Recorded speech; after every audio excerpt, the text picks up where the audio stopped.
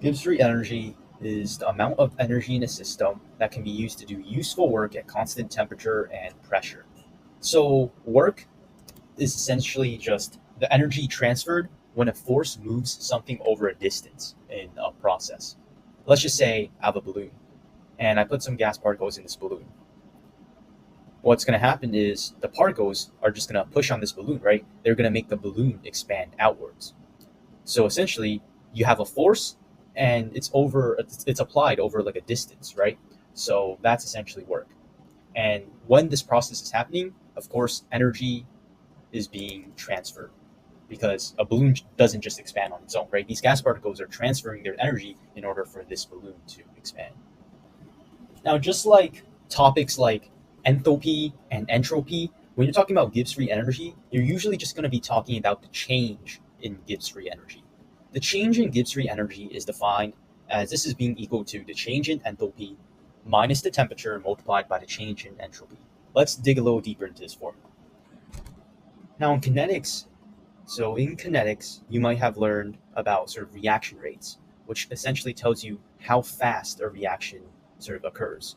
However, when you're talking about Gibbs free energy, this talks about if the reaction even occurs in the first place. Now, if our change in our Gibbs free energy is less than zero, then our reaction will occur on its own. So that means that the reaction will occur on its own, and it doesn't really need any, help, I guess you can say. It doesn't really need any extra energy input to make the reaction happen. If our Gibbs free energy is equal to zero, we are at equilibrium. And if our change in Gibbs free energy is positive, then that means that our reaction will not happen on its own. Now, let's explain how all these variables come into play. So first of all, let's talk about temperature. Now, think about forest fires, for example. In order for a forest to light on fire, it needs to be at like a very high temperature, first of all. Right, so the temperature is important for kind of determining if a reaction is spontaneous or not, because think about it. If it's like the winter, right, very low temperatures, you would not expect a forest fire to happen. However, if it's very hot outside, a forest fire is more likely to happen.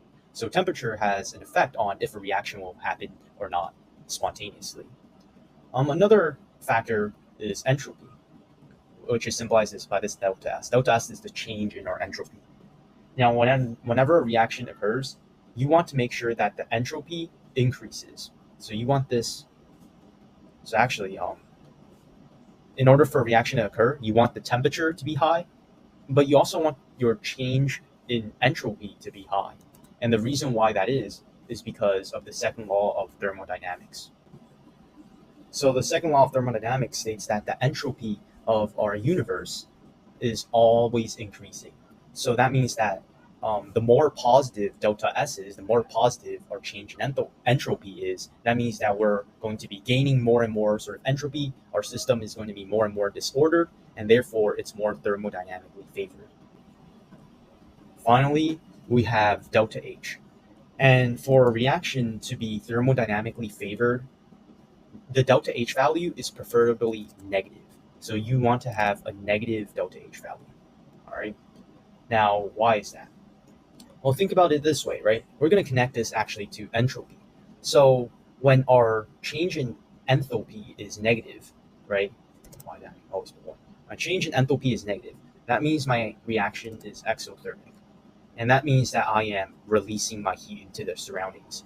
Now take a look at what happens when you release heat into the surroundings. Let's say that I have a pot of boiling water. All right. This water is super duper hot. So heat is constantly being transferred to the surroundings. Now let's say that in my surroundings, I have a couple of ice cubes. What's going to happen? Heat's going to be transferred to the ice cubes, and the ice cubes are going to melt and become liquid water. Now, as you may recall, when you go from a solid to a liquid, your entropy has increased. So let me restate this again. All right.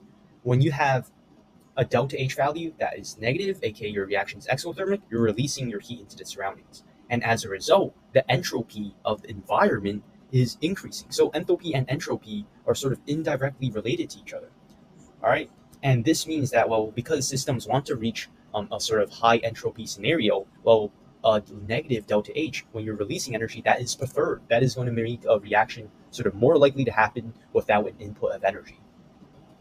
So even though maybe our system has lost some entropy, well, the surroundings have gained a lot of entropy. And this sort of mitigates this effect. Essentially, this delta S value is so small that it's sort of insignificant compared to the entropy gained from the environment, all right, or from the surroundings. So therefore, a negative delta H value is preferred for this type of reaction.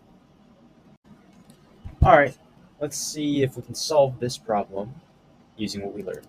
Also, just take a note how our change in entropy has the units joules divided by Kelvin times moles. All this is saying is that if I want 1 mole of something to increase, and I increase the temperature of that by 1 degrees Kelvin, well, that's going to increase its entropy by 120.0 joules. All right, Gibbs free energy, that's going to be equal to change in enthalpy, kilojoules per mole. And then this is going to be minus the temperature, and then the temperature is going to be in Kelvin. All right, so whenever you're doing this problem, the temperature is always in Kelvin.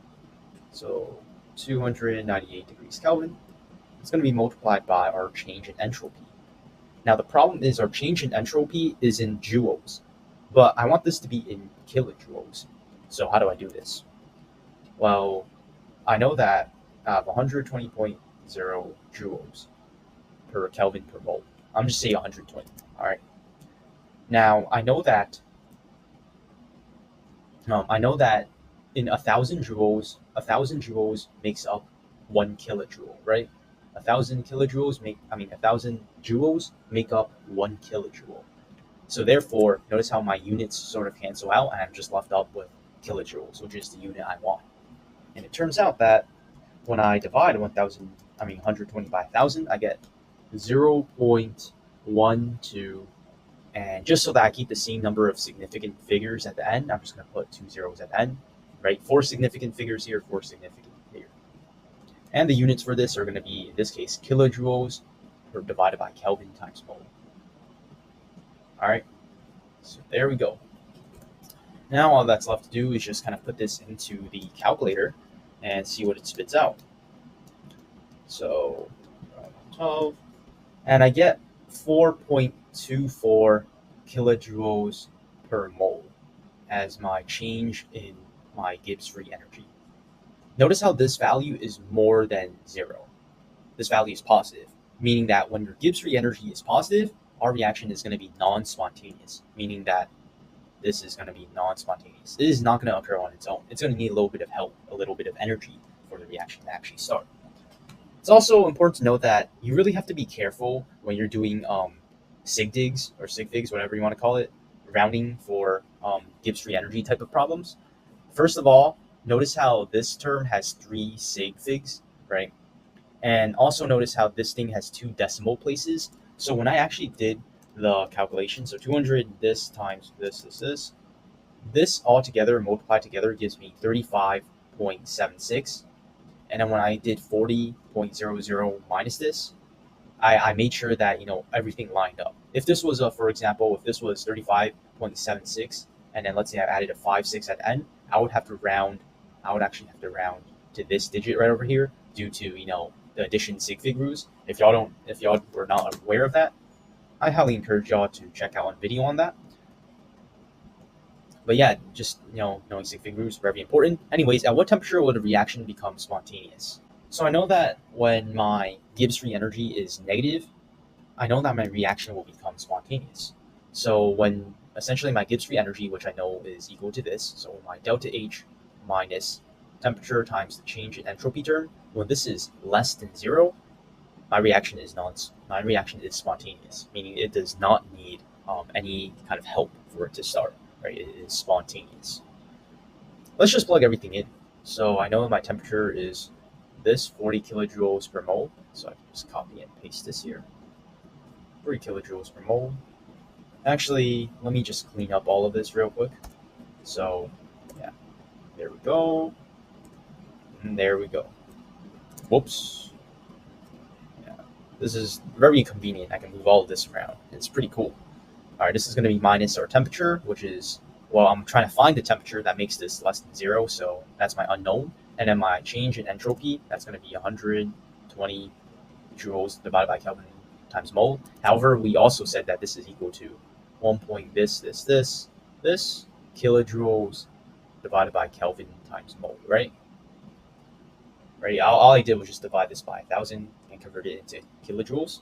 And I know all of this has to be less than 0. So now I could just do some algebraic rearrangement. I can just move this term to the other side, divide by this right over here, and I should get my answer. So let me see.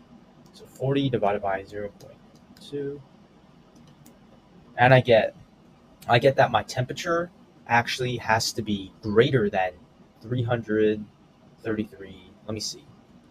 So when I'm doing this problem right over here, both these terms have 4 significant figures. So I'm just going to round to 4 digits. All right, 4 significant figures, sorry.